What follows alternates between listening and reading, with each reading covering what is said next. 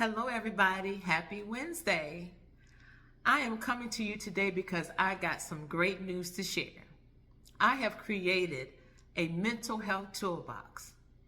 The word toolbox is something that I use with my clients quite frequently because the things that I go over with them in session is not only going to help them with the current situation that they're dealing with, but anything that may come up in the future.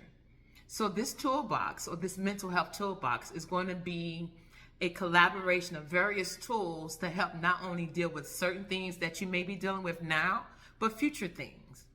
This first tool is centered on feelings and emotions, and I've learned that is a struggle for a lot of us, whether it's to verbalize or correctly identify. So how about do me a favor? Go over to my page, click the link, and start your healing journey by getting the mental health toolbox. All right, looking forward to chatting with you.